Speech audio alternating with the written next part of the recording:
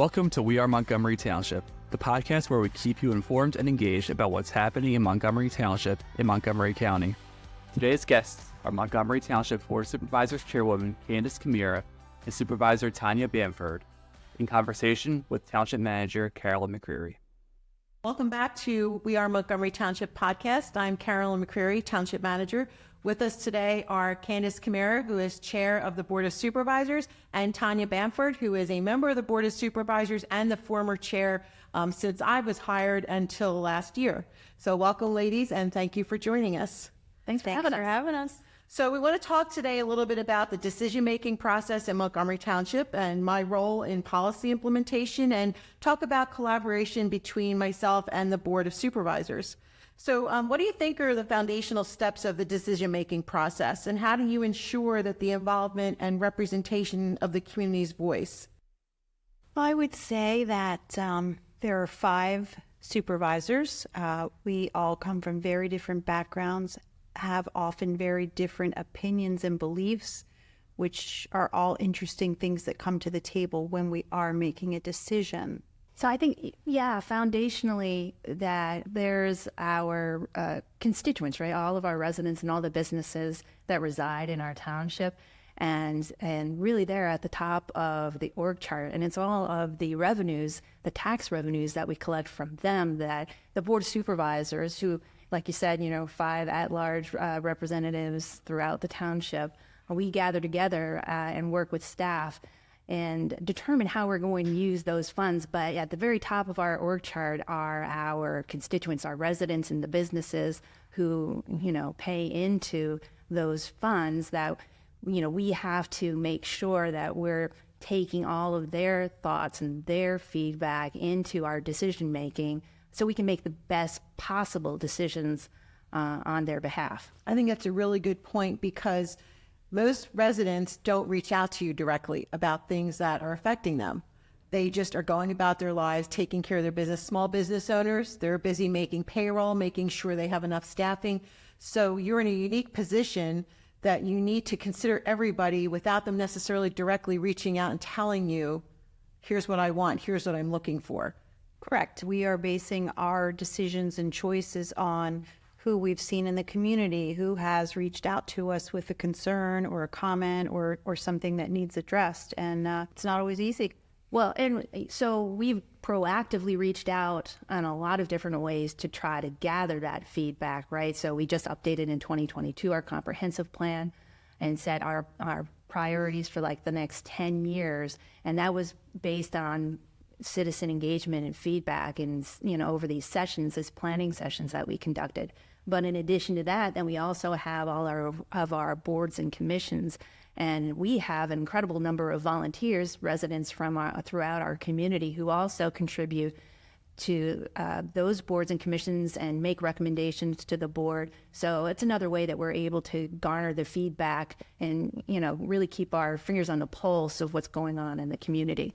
And the surveys, I think we've been great at putting out community surveys through social media that most people see and respond to. That's been helpful as well. Agreed. Well, you did a survey when we were considering, restricting the use of single-use plastics. We had a work session where we invited residents to come to the township building. We were updating the comprehensive plan and talk in small groups with their neighbors, neighbors literally next door, and also neighbors in other parts of the township, saying what matters, what are our strengths, what are our weaknesses, what's the greatest thing that's bothering you right now. And we learned some of the things we already knew and we can't control, but it gave us a great framework to know what we're doing well and what we aren't doing well. Social media can be a blessing and a curse, as you know. Yes. But there's nothing better than seeing a resident reach out and say, thank you for what you do. Or we love our fire company, we love our police. That's, thank you, Public Works, for getting our roads plowed. That's sometimes it's a thankless job, but I think, people need to remember that, even if we don't live here, we're all residents of communities too. Staff resides places and we take pride in where we work, and just like we take pride in where we live. You mentioned committees. Can you just explain a little bit, the composition of committees, and just for anybody who's listening, if they're interested in any of our committees, how they could get more information and apply to be a member? Yeah, absolutely. So first of all, visit montgomerytwp.org and you'll see our full list of committees, and all of these represent opportunities to get engaged in the township so that you can have a voice if you have a particular area of interest. You know, we have everything. If you're environmentally conscious and concerned, there's our Environmental Advisory Committee. If you're interested in trees, there's the Shade Tree Commission. If you are interested in our Parks and Recreation programs, there's the Park and Recreation Board. And openings happen constantly on these boards and commissions. So if there's an area of interest that you have in the community, there is an opportunity for you to participate as an appointed member of any of those, or just go and attend. Those are all public meetings. Public. And that is the thing that I think that people don't really recognize beyond our action meetings for the Board of Supervisors. All of those boards and commissions meet on a regular basis. All of those meeting times are posted on the website, and you can attend any of them as a member of the public and really kind of test the water that way too, to see if it may be something that you would like to be involved in on a more permanent basis as a member of one of those boards or commissions. Candyce, you've been on the board the longest. Can you just elaborate a little bit about the role of the board when we have liaisoning to our various committees? Because that's an opportunity where I think each board member can hear, you know, yes, it's a small group, but they're residents. Yeah, I mean, the liaisons go, we're all assigned, or we choose certain committees. We go, we're a part of it. We're not a voting member of that committee, but we are there to listen, make recommendations, suggestions, and then we bring that information back. So at our Monday night meetings, there's a time where we talk about committees, and each of us, whatever committee we are liaison to, we will speak to what has happened that month in that meeting, update everyone. Sometimes if we can't make it, we'll ask one of the other supervisors to go in our place. It's just our way of kind of keeping a pulse of what's going on within each of these committees. And some of us sit on different committees. It takes some time, but it's worth it to keep an eye on what's going on and just sit in a meeting and hear other people, what their thoughts are. I've been on the Planning Commission, the liaison to the Planning Commission for many years. It's certainly my favorite. It's just very interesting. And the quality of the people who come out for our committees amazes us every year. Each year when new people submit their resumes and why they want to be on these committees. Yeah, I concur totally. It's amazing the talent that we have, the depth of expertise that we have here in the township. And when we get new applicants, it's always fun to review their resumes, but I'm always floored at the experience, the wealth of knowledge that they bring to the table. And the fact that they're willing to leave their families for 1 or 2 nights a month. Sometimes Planning Commission sometimes takes a field trip. We go out into the field to see maybe where they're going to build a new place or where we would like to preserve some open space. So, it can be a couple hours. And again, we understand that people are away from their families and volunteering because they love where we live as much as we all do. It's the same with the Parks Board. They are passionate about our parks and recreational or even passive use spaces. And we will take those meetings out and rotate among our parks, so that it really kind of brings that whole process to life as we're having a conversation about a particular improvement that we'd like to see in any given park facility. We'll go there as a sort of a field trip and talk about it. I think you're right. The residents are busy. They have busy lives. They have family obligations. They have career obligations. But I think what you have shown is there's a role for everybody.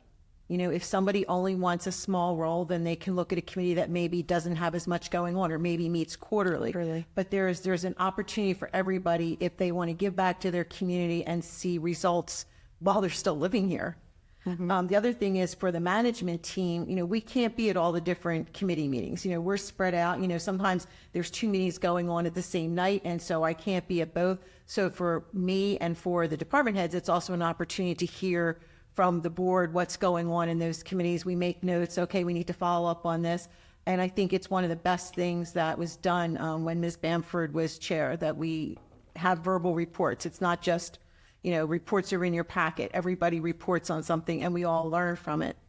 Well, and also in the meeting, talking about what's happening is so different than just reading it on paper. Absolutely. It comes alive. You see our committee people or our board members that are so excited about something. It's so much better communication than just seeing it in a packet of paper. One of the other changes that we had was the department head reports too, which is so much more helpful, I felt, as a board member, in hearing directly from our department heads about things that were going on in their departments and or things that they were planning and working toward. So much more helpful than seeing the report. The reports were always there, but getting that sort of verbal presentation and having that opportunity to engage in some dialogue and conversation around what was going on, I feel has been invaluable. Well, and I hope, and I'm sure it's the case, that the department heads feel that we care. They do, because we do want to hear from them and what's going on and how they're handling things. But they also put extra care in the reports they're submitting too, so that you can truly get a picture, because you can't be here all the time. We can't. You have obligations and responsibilities, and it's great that you can look at a snapshot and see, okay, what happened in the prior month, and then extract, this is what's consuming their time right now, or this is what they need more resources for. And again, it all moves forward so that when we get to the budget cycle, yes, we're stewards of taxpayer money, and that pot is only so big, and we are very conscious of that. And I think we do a great job here, of putting the board's priorities in sync with, okay, what can we do financially? Obviously we know as a township, we are charged with, public safety. We are charged with making sure that fire and EMS are covered in our township. We are charged with infrastructure. But that's all at a board level, so that leads into my next drier question. Can you elaborate on the specific role and responsibilities of my job and my role in your policy implementation? And how do I basically be facilitating a bridge between your decisions and their execution? Well, that's where I think the comprehensive plan update has been really helpful too. It's not as if, we're constantly changing our priorities as a board. In 2022, we updated our comprehensive plan, and we set our priorities for the next 10 years, and we are actively working toward them. And really, I think that was, a blessing. It's our blueprint. It's our blueprint, right? That's an excellent word. Yeah. And so, Carolyn, as township manager, you're working on executing that plan, again, within the limitations that are placed on us based on, budgetary restrictions and what have you. But that really did, I think, set our vision for the next 10 years. Mm-hmm. Yeah. You take that blueprint, you bring to us what needs to be done, we vote on it, we talk about it, and then we give you the power to enact it. It's a blueprint. It's pretty comprehensive and easy to read. So let's talk about one aspect of the blueprint that just popped in my mind, walkability. Yes. So for decades, I was just at a Transportation Management Association meeting, PTMA, and they asked what was going on in Montgomery Township. And I said, for decades, this township has been focused on moving traffic through our boundaries. We heard constantly gridlock, I'm sitting at a light too long. During a pandemic, when things slowed down around us, and I'm proud to say we kept moving and we kept thinking and we kept looking at what's going to happen, because there's going to be a point in time when the pandemic is behind us. The board talked about walkability, because you were noticing the number of people who weren't just walking in neighborhoods, but were walking to stores, walking to places that didn't have sidewalks. So can you talk about that, and then what my role became in terms of implementing it? Well, I'll just speak to the Planning Commission, because sidewalks became our key word. And now each time there's a developer in front of us, word is out that we are going to require sidewalks, and they don't even try. They don't even try anymore to do a fee in lieu or anything. They know that we want those sidewalks, and we want connectivity between neighborhoods and streets. And it's funny now at times, they just look over at me and they say sidewalk. Yeah. So one of the things that I learned when I think it was when I was first running for supervisor, back in 2017, was that as a community, our municipality didn't have a very high score for walkability. And walkability is actually a factor that impacts your home value. And the more walkable your community is. And so this predates COVID even, but we didn't have a very high walkability score. And so that was, immediately piqued my interest as a supervisor. Then when I was elected, what can we do to improve walkability? And then ultimately we had a study prepared so that we could address some of what we knew were pain points around, especially around the mall and access points, pedestrian access points, all in that particular area. But you could look around the community and see where there was just not really a focus on walkability. And yes, when COVID hit and we saw how important these outdoor spaces were, and yet how limited we were in terms of connecting people to, these amenities throughout the township, it's just not, it wasn't safe. It wasn't safe for me to encourage my kids to why don't you, take your bike over to the recreation center? Well, I may only live a mile away, but it's not really safe for me to send my kids even on a bike to get there. It's just not a really safe and easy way to access that. And so that was for me as a supervisor, and I know the rest of the board felt the same way, something that we needed to address, and we've been taking these steps to fix. Yeah, and it's certainly easier to ask the developers to do it while everything's a mess anyway in their projects. Well, and my role in this is knowing that this is the board's desire, knowing that this is a priority of the board, and it was also reflected then in the comprehensive plan. When we have staff meetings with developers, we tell them this: don't come to the board, don't come to the planning commission and ask for it to be waived. And somebody will say, well, it's just us, we're just this little piece. And it's like, that's how you put a puzzle together, one piece at a time. So the mall was a perfect area. We looked at the walkability. We had our planner do a study for you and say, okay, where's the challenges? Where can it safely be done? And we started moving forward. So Shake Shack came in. Yeah. Yes. They were at the planning commission, and they said, well, there's no sidewalk near us. Why should we do it? Because we have to start somewhere. Thank you for helping us start somewhere. Correct. And then Cava came in, and we said the same thing. Bertucci's is being redeveloped into a Raising Cane's, and we talked again about the connectivity to the entrance to the mall. So my role is saying, this isn't my vision, this is the board's vision, and I will work with you. Let's come up with a solution. How can we do this? But you need to understand, you need things from the township. Well, here's what we need from you. And I know in the past, past boards took fees in lieu because they thought they would do the work. But now we're seeing escalating costs, and we can't ensure that by taking a fee in lieu, when we get to doing it, whether it's bidding it or doing it internally, that fee is going to be enough. So there again is stewards of money. Why am I going to risk taxpayer money when I can say to the developer, you need to have waivers from the board, you need to come in and be prepared to tell them what you're going to do. And I think that's been, a real blessing to be here, and have a board who gives, clear direction in that respect. I've had many people thank me, just people that you run into in Target or Giant. Hey, we saw the sidewalks, we read that you're trying to make us more connected, and they're just thankful. These are simple things that we're just saying no to developers about, but people really do appreciate it. And it goes beyond developers too. It's not just in commercial areas or retail areas that we're adding the sidewalks. Stump Road is a great, for instance. We connected, or basically finished a connection that really probably should have occurred many years ago. Many years ago. But along Stump Road, so that we could provide better pedestrian access ultimately to the 202 bike path for a community that sat on the other side of Stump Road. And there was just no really safe way to navigate. Not on a sidewalk, and there was no crosswalk. But now we have both. Mm-hmm. And that was something that we did at the township's expense, because it was the right thing to do to provide safe access to that very popular amenity for our residents.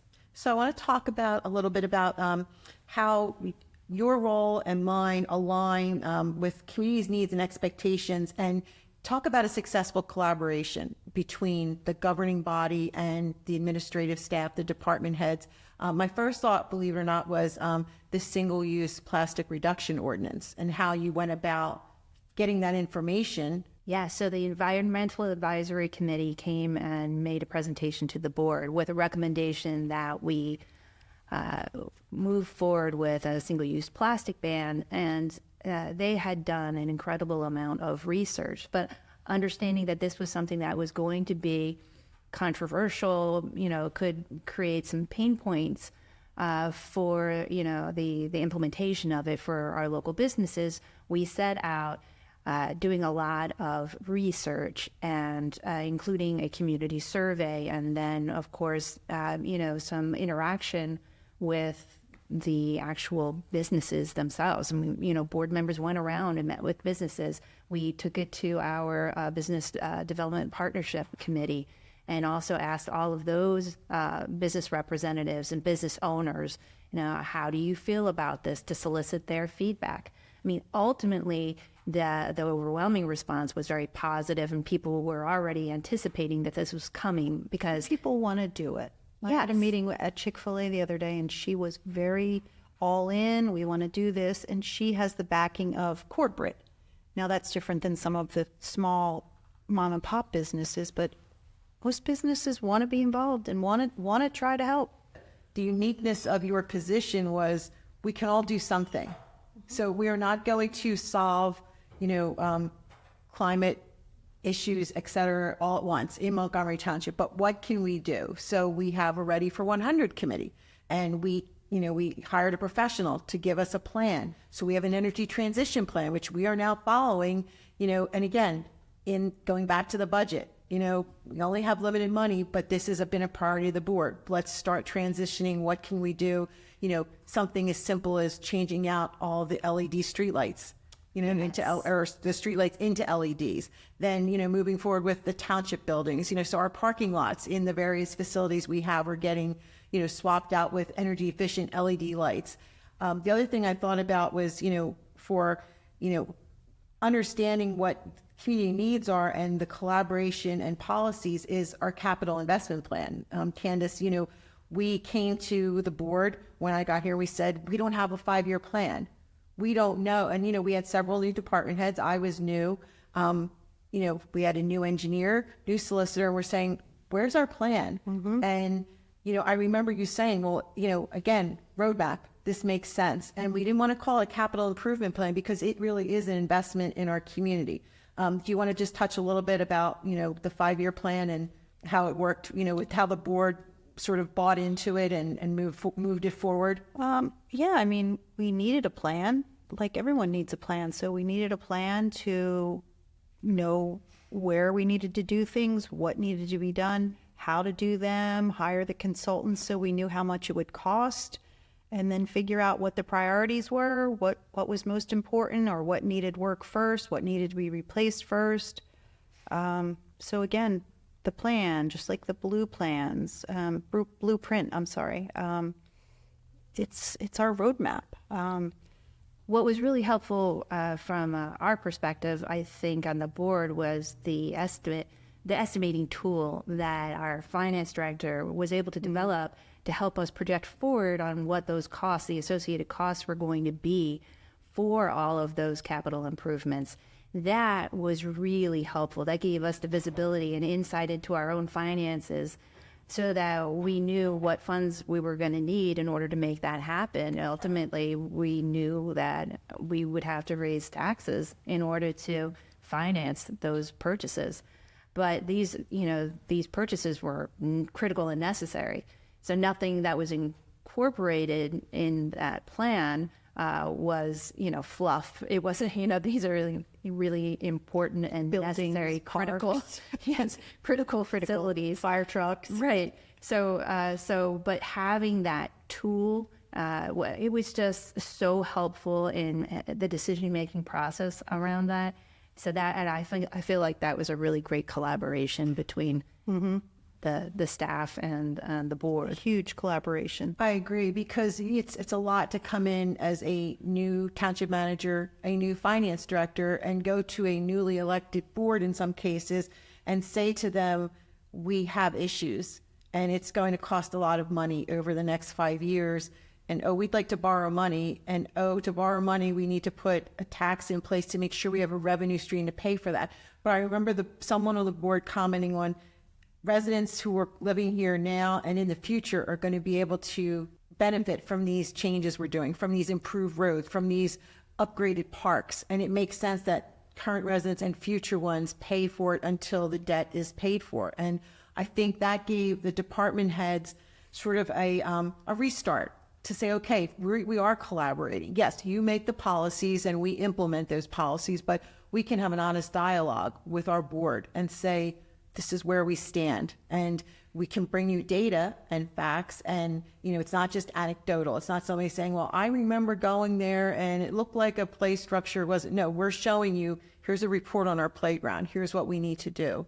And again, the board had a vision of, children being able to play together regardless of their needs. So our parks that we're making improvements in have a poured surface for safety, but they also we're putting in equipment for children who have sensory needs, for children who should be able to play next to their siblings and their friends, regardless of what their abilities, instead of having this one isolated piece of equipment off to the side that's just for them. And I think the board had that vision, and then you gave us license to move forward and execute on it. And as a result, we have Friendship Park, and Fellowship Park is going to be underway, and then Whistle Stop Park. And, then we'll turn and look at Spring Valley. And I think those are really going to be jewels, in this community when it's all said and done.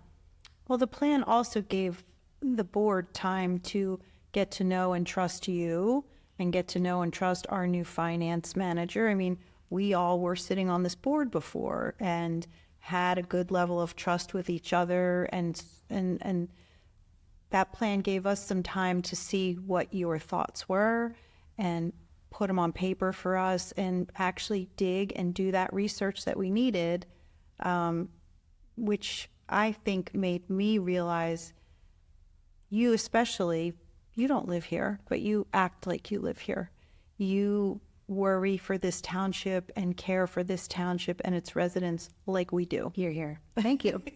So let's talk about some of the challenges and conflicts that can arise during your decision-making process, particularly with different stakeholders, such as the public, such as other municipalities possibly, want to weigh in on things. So obviously working for you, I feel like we don't have conflicts because ultimately I'm going to do what the board desires. If I'm asked, I will certainly weigh in with implications of a policy that you're considering.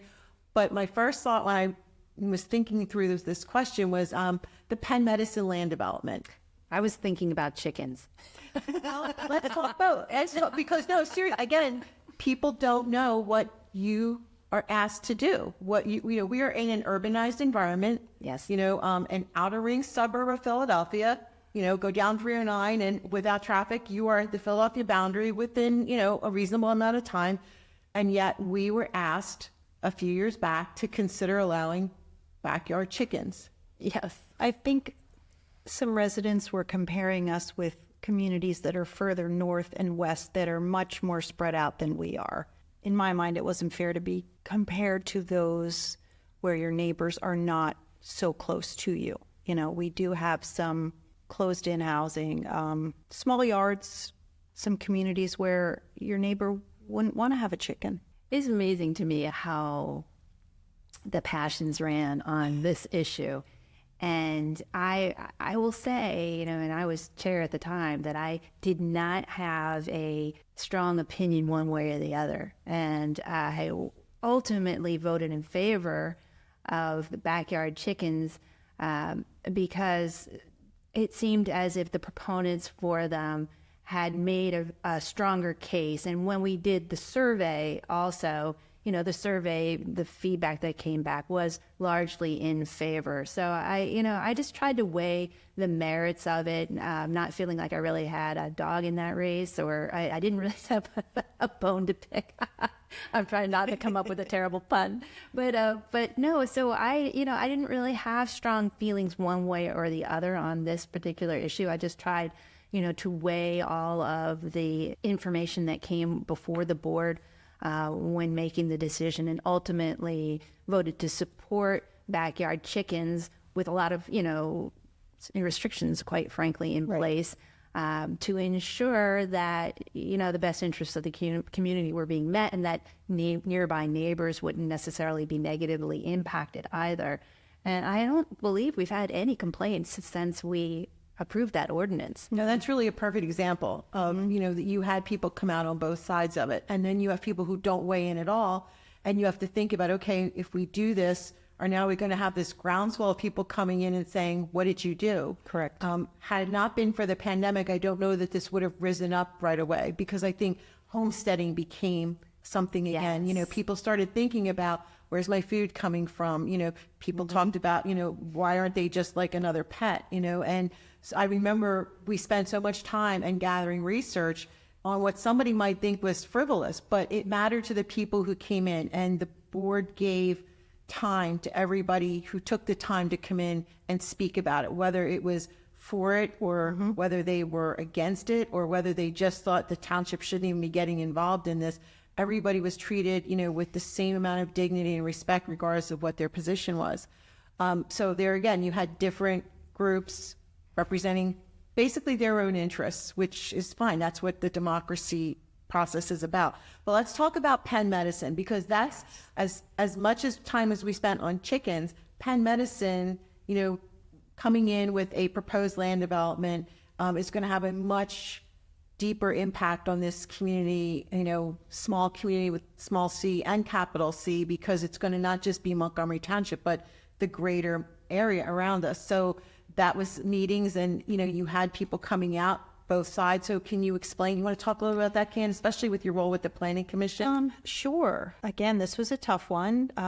It's going to be built on commercial property that backs up to residential. So those homeowners who chose to live abutting a commercial property should have been told, or should have been aware, that someday this could go away. Some of them were very surprised by this, upset as they should be. I think Penn Medicine is great for our community. Just the fact that the convenience is here for our residents. We have a lot of seniors.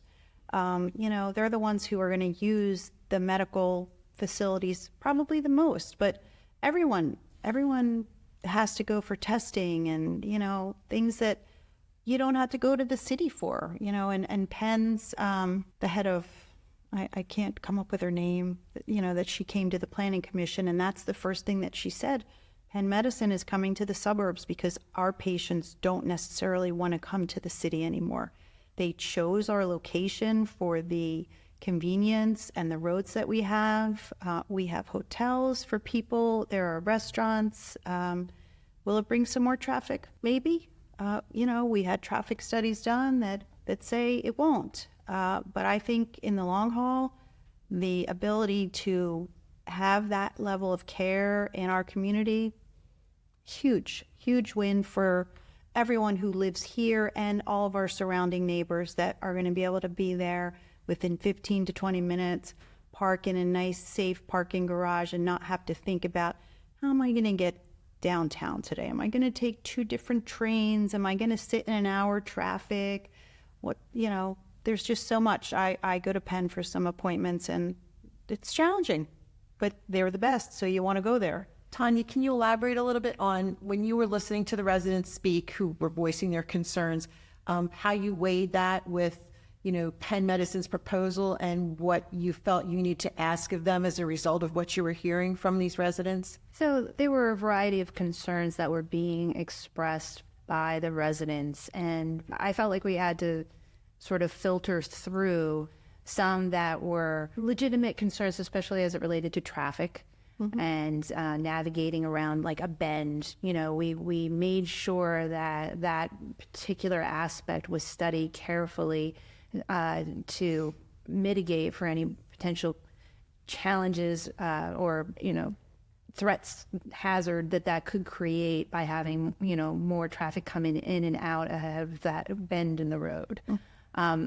But some of the concerns that were expressed, like traffic, congestion, etc., the height of the building, and potentially seeing into privacy, addressing the privacy concerns, we made sure that all of those legitimate concerns by those neighbors were addressed, so that they would plan appropriately, so that they would minimize the impact or any negative impact really for the residents there. But the one thing that we had to keep in mind too is that as the owners of the property, they had certain rights too. And so you've got the rights of the property owner, the developer, and the rights of the the residents nearby, and you're trying to strike a balance between the two to really create the best possible scenario for each. And I felt like we did a great job of listening and gathering that feedback, and then putting the conditions into place for the development of that parcel, so that we could best meet the needs of the community and the nearby residents. So in closing, let's look to the future. How do you think we're prepared to evolve your role with governance and decision-making to meet the changing community needs? And what role does public feedback play in that? The changing needs of the community, the best thing we can do is listen. And we have lots of people in place to listen. The five of us are out and about in our committee meetings, and again, seeing people where we see them, at the park, at sports, at Target. We see people, and our job is to listen. And then we pass that information on to you and staff. Somebody calls with a question, I'm sending it in to whoever it gets to, we get the answer. So the best thing we can do is listen to what our residents feel is needed and figure out the best way that we can do it. I agree. The listening is so key in this entire process. And also following our roadmap, because the roadmap that we created in the form of our comprehensive plan was created with our community, and it was their feedback that went into the development of this roadmap for the community. And one of the things that they told us is that they want to see us preserve open space, and we can speak very effectively to the fact that we're actively pursuing and exploring ways that we can preserve open space. So that's important. That we were told that was important by the community, and we are working through exploring those opportunities. And so as the community continues to grow and evolve, we'll be well positioned, I think, to preserve this wonderful place that people live in and recreate in and work in and love to call home. Absolutely. And I think everyone involved is very reasonable, always willing to listen and see the other side and just take it all in and make it right. I think from a staff side, evolving governance for us at our level is transparency. So it's making sure that people see what you're doing. Derek is always looking to see what we can do to improve, our social media presence, to improve our website. We're looked at possibly, taking some land development projects that are pending and making a page dedicated to that, so somebody can see and click on it and get more information about it, because our meetings do get lost in the shuffle and the busyness of people's lives. We're also obviously doing podcasts, which we're hoping will be a springboard for another way for the community to be engaged. Even if they don't give us feedback, it's another way that they can stick it on in the car on their commute to the work or going to the restaurant and just listen to it. I am so proud of our community in this regard. It's just light years ahead of when I first was on the board, and we barely had a social media presence at all. And where we've come and where we are today, it's night and day in terms of the improvement. And we have invested in a lot of technology in order to make that a reality. I think we've redesigned our website twice since I've been on the board, all toward achieving a better customer experience for our constituents. And we have implemented technology like the GIS system, where we're able to map out amenities throughout our township to make it more user-friendly, like all of our parks and all of the amenities that are available at our parks that are now available to be mapped, to map out all of your polling locations for elections and allow people on our website. They don't have to go to a state website. On Montgomery Township's website, if you need to know where it is that you're going to go vote, it's available online, and that's new. And I don't know that people may take it for granted now, but that's all happened within the last 7 years in our township, all because we believed in transparency and improving communication with our constituents to, again, create a real positive customer experience. As Carolyn likes to say, to achieve that gold standard, to really set that standard for what this municipality, or what a municipality is supposed to do and how it's supposed to interact and interface with our constituents. Well, I think that's a perfect place to end. So I just want to thank you both for your time. I really appreciate it. We appreciate your time. Thanks for listening to the We Are Montgomery Township podcast. Be sure to subscribe to this podcast and follow Montgomery Township on Facebook, Instagram, and LinkedIn at MontTWP. Our display name is Montgomery Township, PA. Until next time, we are Montgomery Township.